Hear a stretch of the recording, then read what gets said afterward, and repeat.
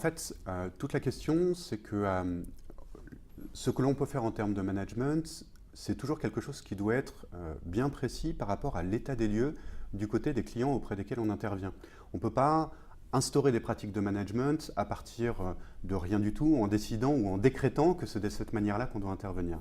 Donc il y a un vrai travail à faire de compréhension de l'organisation et d'essayer d'avoir une compréhension qui dépasse le simple stade superficiel, qui est vraiment une question de culture d'entreprise, de pratique managériale au travail. Ce travail d'ajustement-là, qui est généralement un diagnostic, il va nous permettre d'évaluer quelque part la hauteur de marche pour les managers et de développer une forme de leadership qui soit adaptée au style de l'organisation. Un exemple, si vous êtes dans une organisation qui n'a pas bougé depuis de nombreuses années, on va considérer qu'il y a une forme de cristallisation des comportements, avec généralement des comportements managériaux qui ne sont pas toujours très adaptés par rapport à ce que vous voulez faire. Ça, c'est une donnée absolument essentielle pour pouvoir intervenir. Ça va nous permettre de fixer une première marche et puis ensuite de voir quelles sont les étapes suivantes pour faire évoluer le management. A contrario, on a parfois des organismes ou des organisations dans lesquelles on va avoir un moment qui est un moment finalement de turbulence dans l'organisation, où il y a beaucoup d'expérimentation, de choses qui sont mises en place, où les repères sont un peu perdus. Donc là, on va chercher à retrouver des repères qui sont stables dans une organisation qui est en turbulence, mais en assumant le fait que cette organisation-là est une organisation qui a une dimension expérimentale, parce qu'elle cherche encore son business model, son approche ou sa manière de travailler. Alors la manière dont on procède, c'est un diagnostic qui dure en général quelques jours. On cherche à identifier quels sont vraiment les points essentiels de la culture d'entreprise et quelles sont les pratiques managériales qu'on cherche à développer.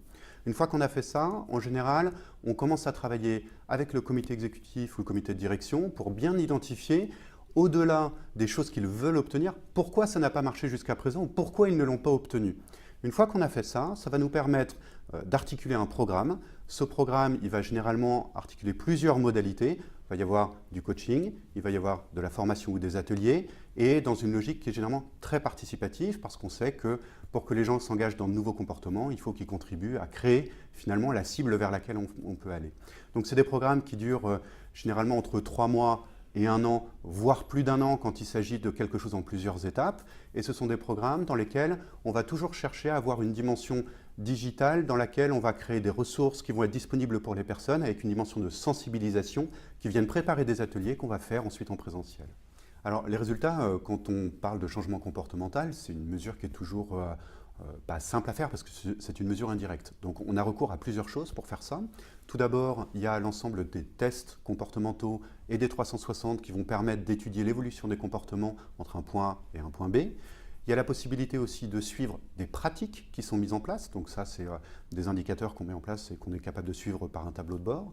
Et puis enfin, il y a les constats, des constats très pratico-pratiques, je dirais, des managers et des directions, de dire est-ce que les comportements ont changé ou pas. Est-ce qu'il est plus facile de faire aujourd'hui ce que j'avais du mal à faire avant. Ces 3 éléments-là, en général, c'est des éléments qui sont complémentaires pour faire une démarche qui est bien pilotée.